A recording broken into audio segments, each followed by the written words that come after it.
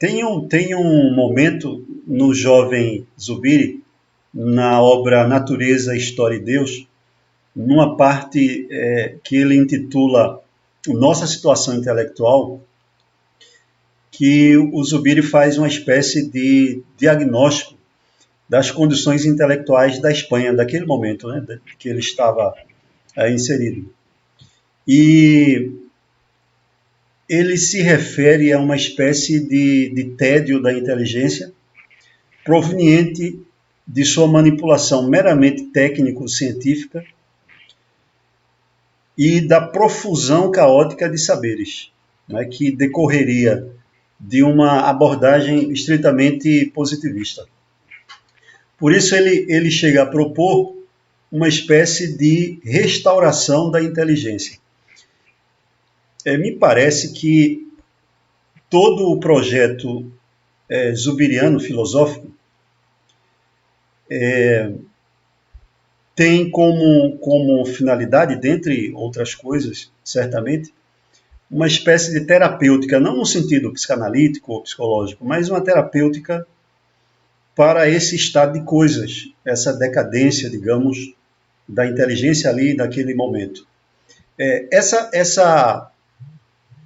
forma de conceber o projeto zubiriano está certo? É isso mesmo ou não? Absolutamente certo. Como foi a de Sócrates e assim por diante, entende? Tá? Como a de muitos filósofos, entende? Não é que seja exclusivamente. Mas subir de uma forma especial, diríamos, pelo que nós admiramos dele, nos maravilhamos, entendemos e queremos aplicar, vivendo como ele nos orienta, no andaime, diríamos eu, senciente, não no andaime concipiente, que é o que é. Ela tem uma terapêutica, assim, como você fala, não é psicoanalítica, não. E também psicoanalítica. Porque o psicoanalítico, ele foge da raia, foge da realidade. Não é que esteja errado totalmente. Mas, primeiro, o homem, se eu tenho uma doença, que dizem psicológica, primeiro, não pode ser unicamente psicológica, que o psicológico sozinho não existe no homem. Tá?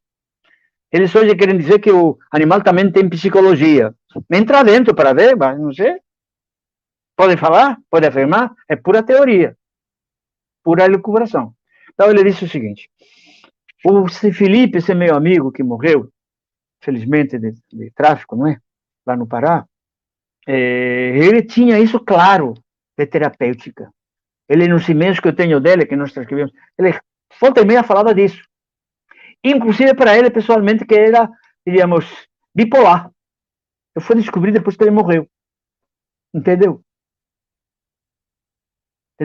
Tanto que eu tenho aí umas coisas de que eu estou querendo fazer, todo um estudo que ele fez sobre...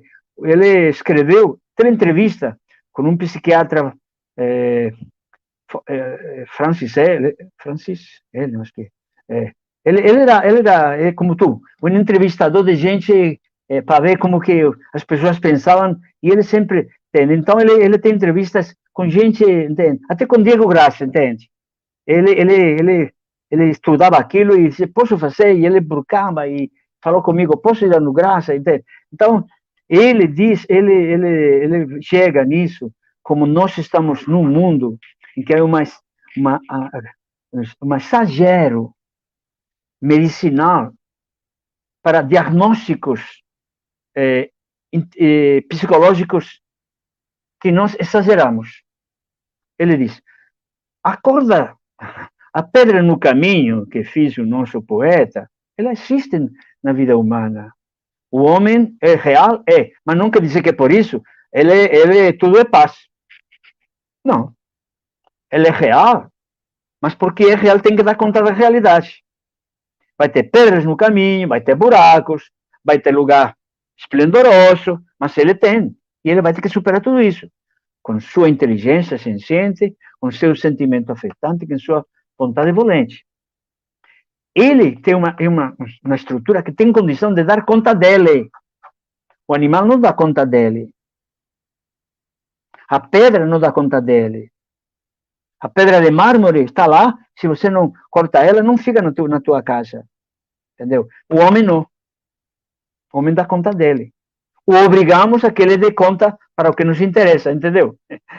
Mas então diz que a vida humana está cheia de dificuldades. E essas dificuldades que são normais na vida, tem, até a separação, eu não sou contra, dentro que até a morte de uma pessoa familiar, são pedras no caminho. Mas são essas. A gente não é Deus, a gente não é eterno.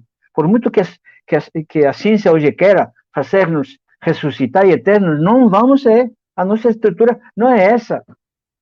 Entende? Estão impondo uma estrutura, diríamos, religiosa que não é essa. Eles criticam a igreja e eles fazem igual, a mesma coisa. A mesma coisa que fez o marxismo. Ele critica os saares de lá, critica a igreja, e ela faz uma igreja que lá todo mundo tem que obedecer a ele. É a única teoria certa. Entendeu? E o pior é que muita gente acredita. Entendeu?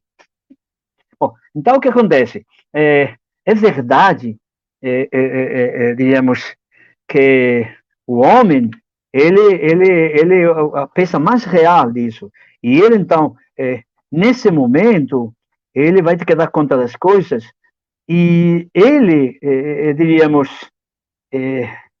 ele como faz lá em Natureza Homem de Deus, ele vê o que você pode entender melhor. Hoje em dia não se usa, mas até na filosofia se usava na metade, até o século, até 1950, a bancarrota. A bancarrota, o que é? É a bancarrota, digamos, da banca, não é? Internacional, principalmente dos Estados Unidos, que em 1928-29 se destroça, a pior crise que tivemos, então é chamada de bancarrota, quebrada, não é? Porque rota é um nome espanhol, bancarrota, não é? E também português. Então, o que acontece? Que ele entende? Eles falam, muitos autores falavam da bancarrota da modernidade.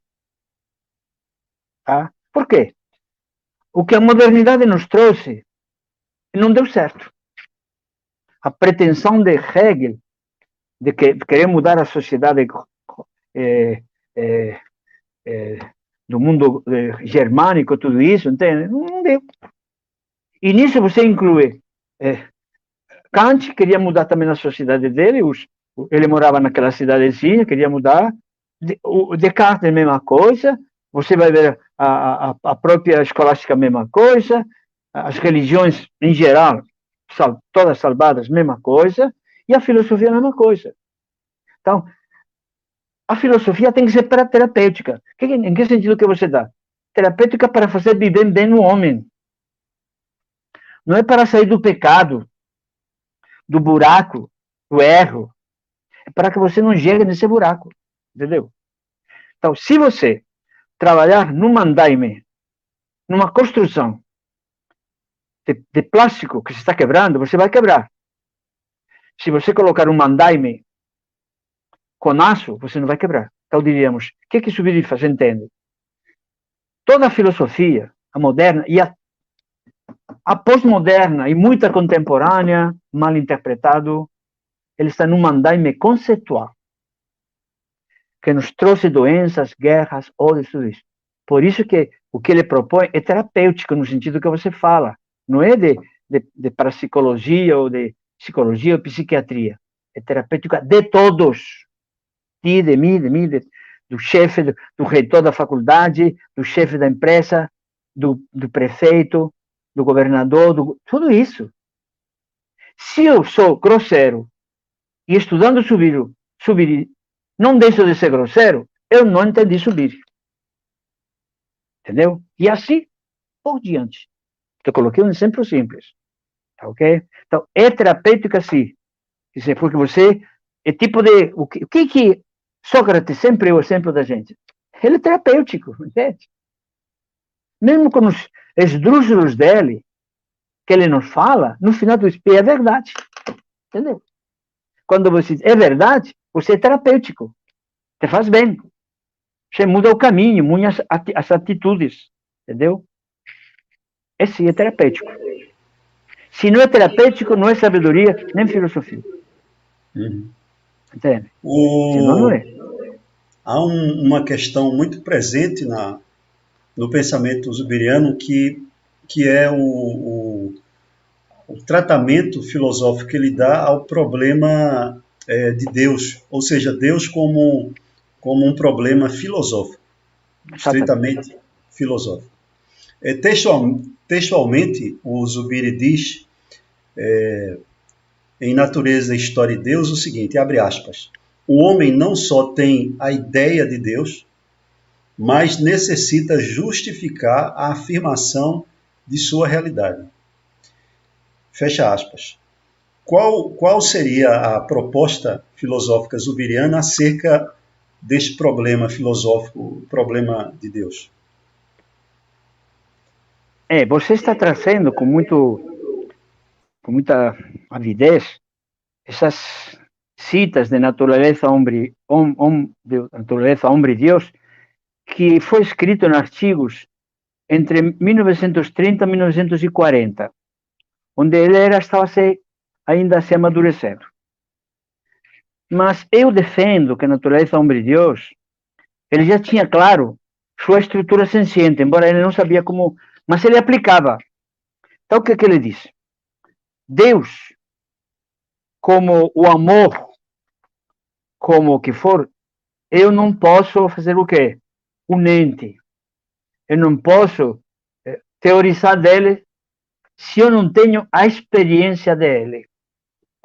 Entendeu? Como eu posso fazer, teríamos discutir um teorema de matemática, se eu não sei fazer? Entendeu? Como eu discutir fazer um prédio de ferro se eu não sei fazer? Se eu não sei soldar? Se eu não sou engenheiro para medir a capacidade de resistência que tem no ferro, de alto, baixo, grosseiro, o que for? Nós somos muito curiosos, entende? Nós teorizamos demais, se na realidade. Então ele vai dizer, até o tema mais importante que muita gente acha e odeia, Deus, ele tem que ser visto em primeiro lugar, não religiosamente como pensamos, nem ateamente, nem agnosticamente. Nós temos que ter, bueno, como experiência de cada um. Mas essa experiência, não de Deus infinito, o que ele fala, essa experiência de Deus? Isso já fala nesse texto de natureza homem de Deus. Deus, realmente, ele, para mim, para o ser humano, eu experimento que eu não tenho a força total da vida, que eu não sou a resposta para a minha interrogação nem do universo nem do mundo. Onde que se apoia o que eu sou? Na minha realidade. Então, a primeira experiência que tenho que ter é eu me religando a mim mesmo. Que vai chamar a isso? Religação. Não é religião. Então, o problema de Deus, primeiro, é um problema humano, de gente. Porque eu não experimento Deus, eu me experimento a mim, eu posso precisar dele, posso desacreditar, posso blasfemar dele, mas eu vou blasfemar em um Deus que não acredito? Entendeu? Um agnóstico, por que é agnóstico? Não acredita em Deus. Tu já está reconhecendo que existe Deus. Entendeu? Tu é agnóstico de quê? É de Deus? Ah, então, Deus tem algum conceito. Entendeu? Tu é ateu. Mas ateu de quê? Então, ele diz, a primeira coisa que o homem, que Deus é, para mim, liga-te a ti mesmo. Não falamos nós em Brasil isso. Liga-te a ti mesmo. Então, esse é o conceito primeiro de religação. O que é a palavra religação? Religare. Então, o homem, ele se vai ligar a si mesmo, se vai religar a si mesmo. Este é o primeiro conceito de subir. Filosófico, não é religioso. Depois, mais tarde, bem no final, quando tem a trilogia da teologia de Deus, ele vai falar que esta religação, ela vai ser religião, a experiência de cada religião, e todos eles, embora diferente religião, eles se apoiam, eles reconhecem que Deus é uma realidade de fundamento. Tá? Mas é realidade de fundamento. Esta realidade nossa, e tua e minha, do mundo das coisas, ele se apoia numa realidade. Se foi um Deus que criou do nada, ou evolução, é outra coisa, já falamos. Mas que é uma realidade de fundamento, é. Por que você é realidade, eu sou realidade? Por que esta caneta é realidade? Primeiro tem que ter a experiência dela. A física quântica, observar, definir. Por isso que eu falava sobre o grande fato que nos deu a física quântica é que colocaram a experiência antes da teoria. Entendeu? Eu vou não medir pela lei da gravidade de Newton, eu vou ver pela lei da indeterminação, tudo isso, dependendo a menor e a maior, e depois que eu vou medir matematicamente, mas primeiro eu vou observar. E eu se observar, eu como ser humano inteligente, entro no meio desse universo.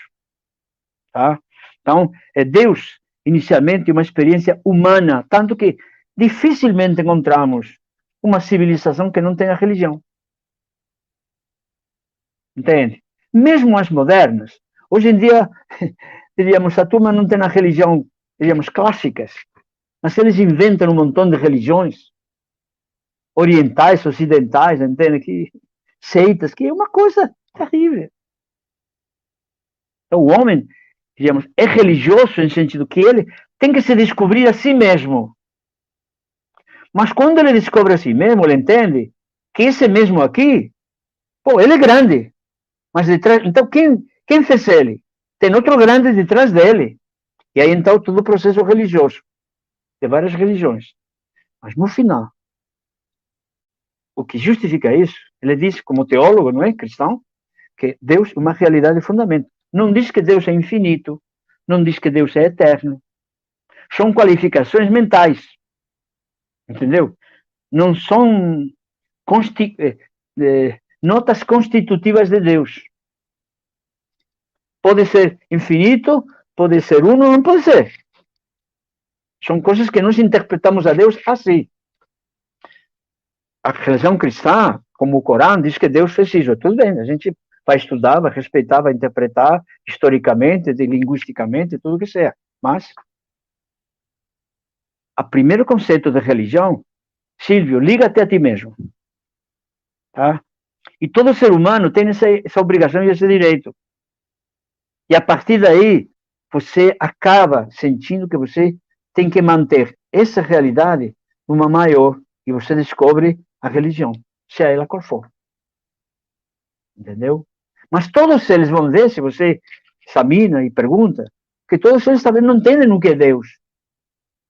Mas ele me apoia. Entendeu? Ele me conforta. Ele não é eterno, ele me conforta. Javé falou. Entendeu? O que falou? Tudo.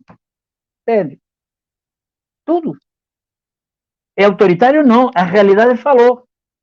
A realidade fala mais alto. Não falamos isso? Mas estamos envolvidos numa teorização, numa inteligência concipiente de ideias, de conceitos, de especulações, de teorias que é terrível. E aí, por isso que, voltando, tudo isso é concipiente. Ele nos faz doentes, até doentes mentais. Entende? Quantas vezes nós achamos que era doença os loucos de faz 200 anos atrás? Não eram loucos. Loucos éramos nós, entende? Não eram eles. Há um conceito bem peculiar de existência em Zubiri. Ele chega a afirmar que o homem está implantado na existência. Qual seria esse conceito, essa concepção de existência zubiriana? Nós já falamos um pouco disso, mas vale a pena insistir, porque o existencialismo caiu bem na humanidade, no momento em que, como diríamos, a humanidade estava sofrendo com guerras, não é? E ela queria uma solução. O existencialismo surge porque há uma necessidade histórica do homem encontrar um apoio. Bom, isso vem filosoficamente. Heidegger encontra a fenomenologia, o existencialismo com Heidegger, não é? Schopenhauer, que talvez tenha feito antes, tudo isso, mas vamos diminuir nossa coisa. E aí o que acontece?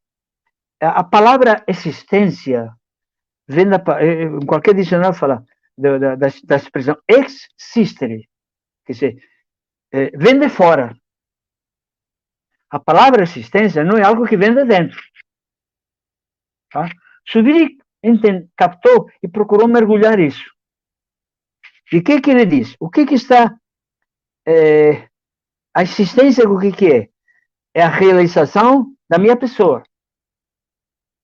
Você existe, você está cuidando da tua existência.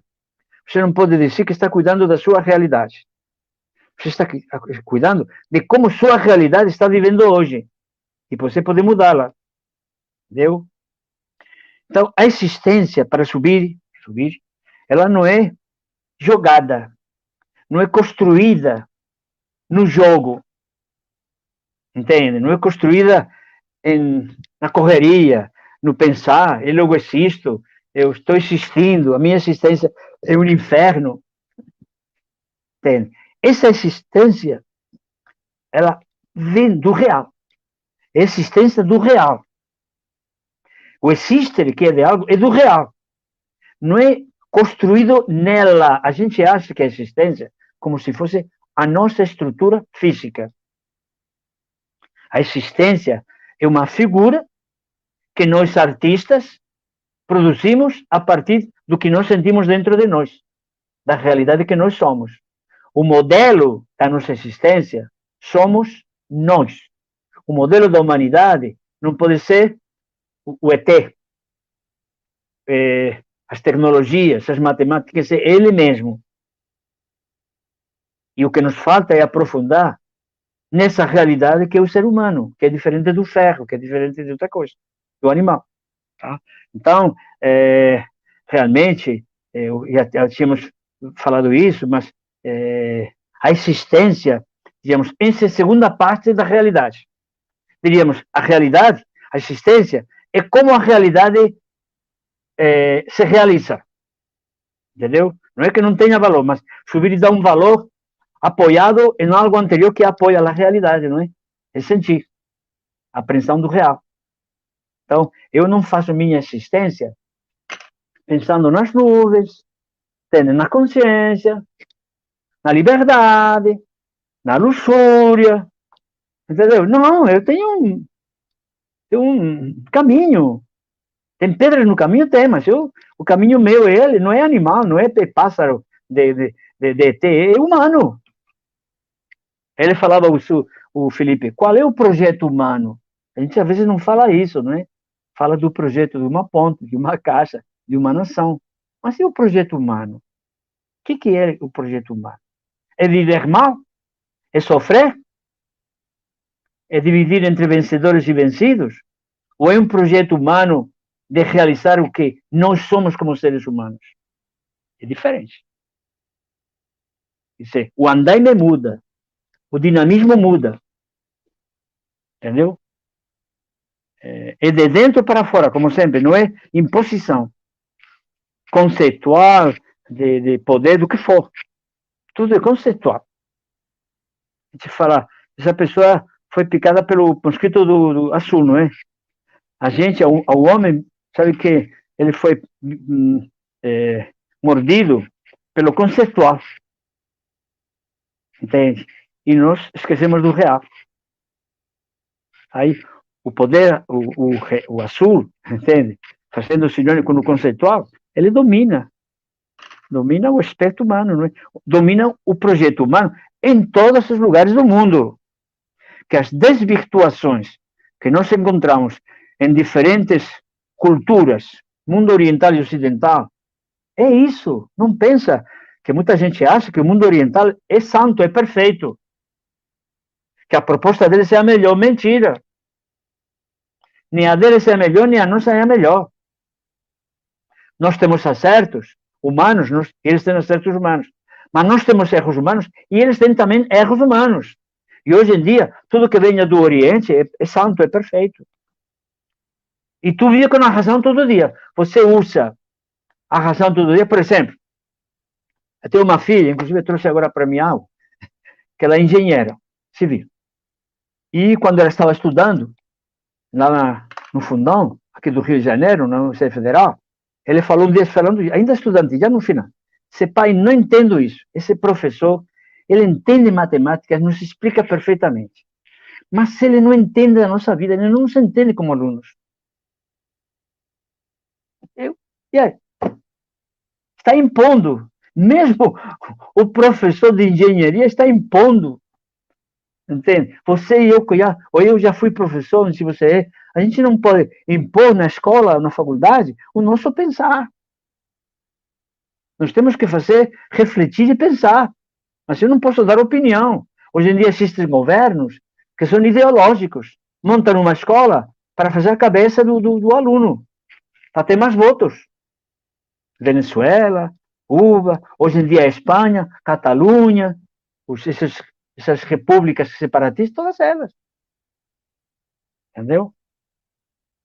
Na Espanha, por exemplo, ela hoje em dia, ela diríamos, ela é castelhana, a origem do castelhano, não é? Do espanhol, mas ela abrange, a Ibéria abrange a metade da França, toda a Espanha e quase a totalidade de Portugal. Lá temos, a língua original era celta, tá? E aí depois entraram os romanos. Mas, hoje em dia, existem 3 regiões na Espanha, existem mais, que deu a eles por dizer, eu sou catalão, então eu quero minha independência. O total deles são 4 milhões de pessoas. Não são autônomos. Outra região é o Basco. Outra região é Galícia. E eles, hoje em dia, o governo socialista diz que o espanhol, ele não é mais a língua oficial da Espanha. Entendeu? Que essas regiões têm que estudar na escola, primeiro a língua deles, o dialecto, não é? E depois o espanhol. É como se aqui no Rio de Janeiro, ou no Brasil, o gaúcho quisesse falar, eu vou separar, que já tentou, não é? Porque a gente tem um comportamento diferente. E aí, então, você também em Pernambuco tem um comportamento, também me vou separar, entendeu? E eu também, assim por diante. Tem o esdrúxulo dos comportamentos que nós produzimos quando nos apoiamos só em conceitos. Tá? Isso. Professor, há uma questão em torno da obra de Zubiri, especialmente 2 obras fundamentais, que a primeira é sobre a essência e a segunda é a estrutura dinâmica da realidade. Quando ele escreveu sobre a essência, em torno dessa obra surgiu uma série de mal-entendidos, e aí, posteriormente, ele começa a dar um curso em 1968, que justamente tinha o título de Estrutura Dinâmica da Realidade, para dar conta dessas objeções que foram feitas em torno da obra sobre a essência, para fazer os reparos e etc. Eu gostaria de saber do professor, que já investiga há algum tempo o pensamento de Zubiri, primeiro, quais foram essas críticas, essas objeções feitas sobre a essência, e, se for possível, quais seriam as críticas que ainda hoje são levantadas ao pensamento de Zubiri, e o que é que em cada uma dessas obras sobre a essência e a estrutura dinâmica da realidade, o que é que nelas há de ênfase numa e noutra, e o que é que há de distinção e etc. Ótimo, muito bom. Você entrou no buraco negro, diríamos assim, não é? Ou no nó que temos que desatar. Zubiri é um filósofo, um pensador, que ele não para de amadurecer filosoficamente. Diríamos, desde os 19 anos até os 83, ele morre amadurecendo. E sobre a essência, diríamos, é o ponto-chave, e como já falei, o giro metafísico. Ele vai entender, vai provar para ele, e prova para nós, pela tradição filosófica, que o ser e a essência não é substância, hipercômeno, ela é sistema, estrutura de notas, substantividade. Não é substância, que pode ser a substância de galinha, não é? Não, não, não, não. É a estrutura da galinha, por assim dizer. Qual é a estrutura da galinha? Tá? Que diferença.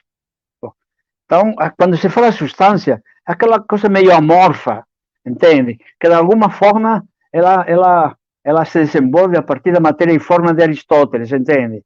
A forma, ela é fofinha, confusa, e a forma, entende? Faz o modo. Então, nesse momento sobre a essência, o Zubiri demorou, digamos, de 40 aos 60 a publicar um livro. Num momento da Europa e da Espanha, de urgências. Tanto que taxaram a ele que ele não se importava com o sofrimento espanhol. Não se importava com o sofrimento da humanidade. Que era um escolástico, digamos, um eremita, que era... ele fraudou todo mundo, que todo mundo estava esperando o existencialismo cristão. Heidegger, ele mandou sobre a essência, ele não respondeu a ele, tá? Tu sabe? Um aluno dele que se entusiasmou muito com o rigorismo, com o rigor do pensamento inglês, o Selayer, quando ele lê para eles umas que não conheciam Zubiri, isso já é em 60 e tantos, não é? Eles, quando eles falam o Ayer, eles vão falar, isso é diarreia mental. Porque metafísica seria diarreia mental, entendeu? E diarreia mental alemã, porque eles entendem, tá?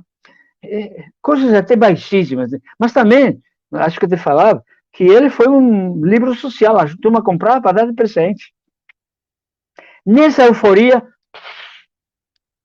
ninguém ficou com ele. Até alguns alunos que eram Julián Marias, por exemplo, ele caiu fora. Tá? Só ficaram quem? Diego Gracia, ele corria, 5 ou 6, o Marquinhos, não sei o quê, o Pintor Ramos, alguns ainda estão vivos, entende? E eles não aceitaram plenamente o que o Zubiri falava. Eles disseram, mas por que você está falando isso? Eu não entendo, explica outra vez. Entendeu? Nesse vídeo que eu falei antes, há uma hora que, não sei se ele corria quem, ele está explicando fenomenologicamente o que é uma parede. E ele falou, disse, o Zubiri, você está tão nisso, que você faz meia hora que está batendo na porta, na mesa. Dizer, o que é a parede? O que é a parede? Entendeu? Ele tinha clareza. Bom, então ele, de alguma forma, ele deu, depois que ele faz o giro metafísico, a realidade é antes do ser, ele tira conclusões rápidas. O homem não é um ente, não é homem racional, é um animal de realidades. A moral e a ética é estrutural, não é leis, não é valores.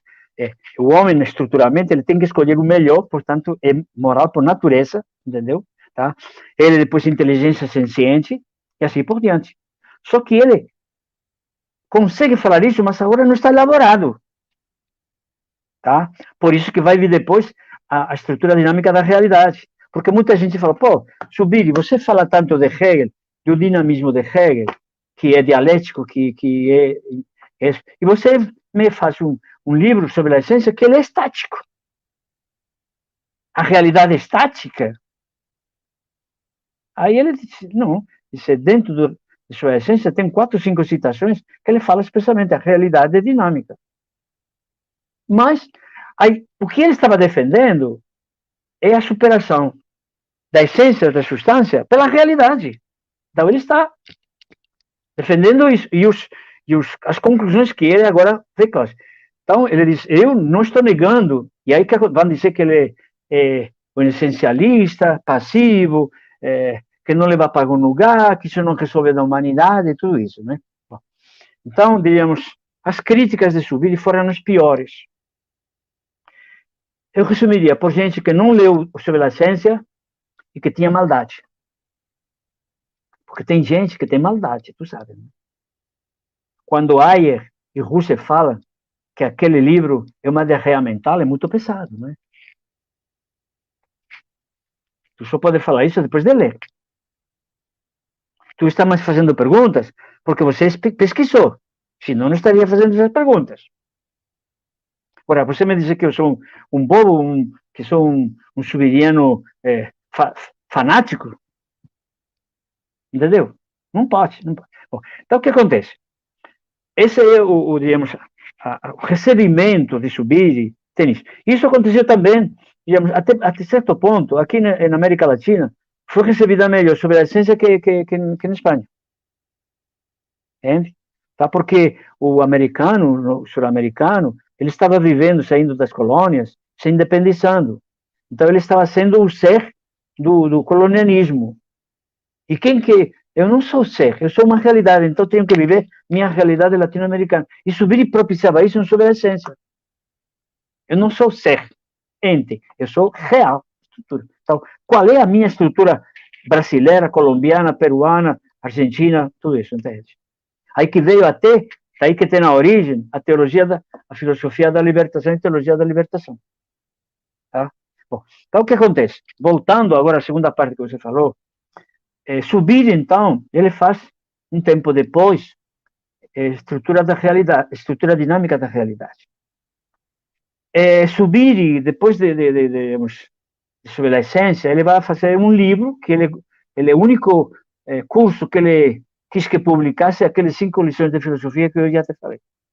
Na Espanha, esse livro foi tão importante para os alunos que fizeram uma coleção, aquela de bolso pequeno, de 5 lições de filosofia, para o aluno levar para o metrô, para o ônibus, para isso, entendeu? Aquele livro pequeno que se usa na Espanha muito, não é?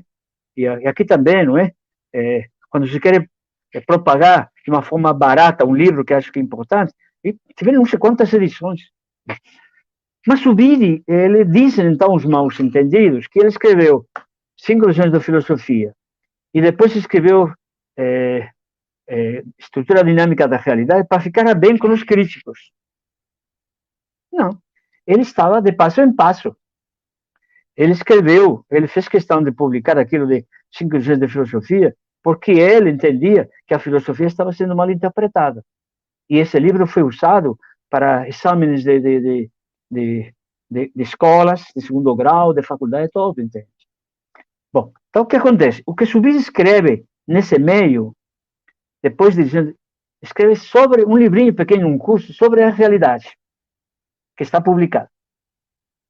Esse livro, digamos, ele já começa a explicitar que a realidade, como é dinâmica. Não é que a realidade negasse que era dinâmica, mas já explicita como ela é dinâmica. Então, esse livro, digamos, é a ponte entre sobre a essência e a estrutura dinâmica da realidade. A estrutura dinâmica da realidade é uma obra fundamental, ainda inacabada, ainda não está escrita totalmente por ele. Ele estava refazendo ela depois no fim da vida dele. Mas ele se enfrenta com Hegel. O dinamismo dialético de Hegel, ele estuda ao passo e ele diz, isso não é dinamismo. Ele então fala, essa realidade que ele fala, ela é dinâmica por si mesma. Eu não giro o motor, entende, do real. Eu não aperto no botão para o elétrico motor o real, não. Eu não tenho que fazer nada com ela. Ela é dinâmica. Ela se expande. Tanto que falam em Zubiri, aí alunos que falam, os seguidores que falam da força do real, mas os principais deles falam do poder do real. Poder num sentido de Nietzsche, no sentido de força interna, entende? Então, a estrutura dinâmica da realidade, ela é uma luta contra os gigantes da filosofia, até do próprio dinamismo do movimento grego, entende? Do movimento, e principalmente com Hegel. E então ele vai dizer, a realidade dá de si. Digamos, é uma forma sintética dele falar isso. A realidade, ela não é parada. Ela não pode ser freada. Pode ser manipulada. pode ser até freada se quiser, mas ela vai ter sempre cobrando a realidade. Por isso que eu acho que nós brasileiros temos que elevar a uma categoria diferente, cair no real. Quando na nossa língua falamos isso, não é cair no real para quebrar a cara, como muitas vezes nos caímos. Cai no real, entende? Entende? Não ser teimoso. Cair no real é despertar ao real. E um real interpretado não como ente, mas como uma estrutura física. E ele, Zubiri vai, então, colocar em tudo isso consiste de cima para baixo, de uma coisa riquíssima, entende? Mas ele, diríamos, resumindo, a realidade, ela dá de si. Não é você e eu que dinamizamos a realidade. Você vai aproveitar esse dinamismo da realidade para realizar tua vida, tua sociedade, tua história. Tá? Deu para... Então, o que eu queria falar também com vocês, que a gente está falando, você pensou as obras principais de Zubiri e as mestras, mas são, digamos, essas obras somam umas 10 ou 12. Hoje, o que chamamos de obras de Zubiri, corpos zubirianos, presidente, esta semana foram a 31 obras pela Aliança Literatorial. E o que são essas obras? Cursos que ele dava, e esses cursos foram a fornalha onde ele ia com seus alunos, expondo suas ideias e amadurecendo. E hoje em dia estão sendo editados e, diríamos, colhidos dos arquivos de Zubiri, de gravados ou escritos, ou isso, mas no que ele falou, não como os discípulos interpretaram naquela hora, para poder entender como Zubiri cresceu, diríamos, ano em ano. E cada curso era um passinho a mais que ele dava. Então, esses cursos têm um valor muito grande para nós todos, porque realmente a gente vai ver o Zubiri, que é entendido como 3 etapas, ontológica, fenomenológica e metafísica. E hoje em dia está vendo um arquivo na Espanha, estão juntando, semelhante a um livro famoso, que é a biografia enorme de Zubiri, não sei se você, ela tem, são quase 1000 páginas, que fizeram, tem 200 páginas só de citações, entende, tá? E hoje em dia estão recolhendo depoimentos, escritos, falados, textos, porque eles querem fazer uma biografia chamada Soledade Sonora, tem também uma explicação, exatamente como Zubiri não parou de crescer. Às vezes se diz que ele às vezes tinha medo até de falar, porque ainda não estava, ninguém falava nada atrevido. Como nós, como tu e como eu, como muita gente. Entendeu? Mas esses cursos são, digamos, a grande base de fornalha. Hoje em dia se fala de quê? Como se diz, de oficina, entende? De oficina de construção do pensamento de Zubiri. E Zubiri é uma coisa. Ele, a grande maioria das obras dele, ele escreveu através de fichas. Lembra? Tu não sei se pegou. Lembra daquelas fichas que antigamente tinha para fazer resumos? Tá? Ele escrevia naquilo.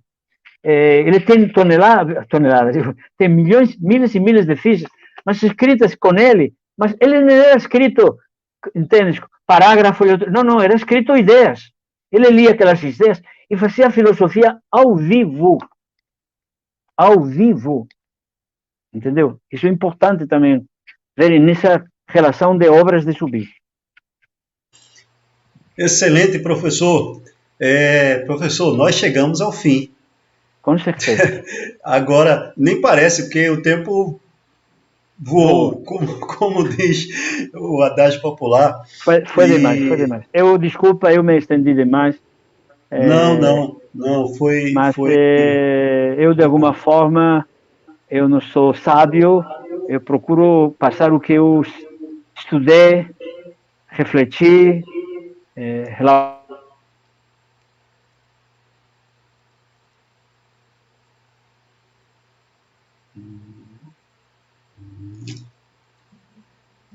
assim, tá?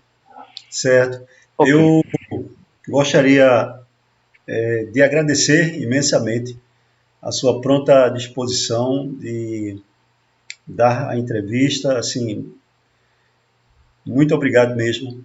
E eu gostaria de passar novamente a palavra ao professor para que o senhor faça as últimas considerações e colocar alguma coisa que ache por bem necessária a ser colocada em torno de Zubiri.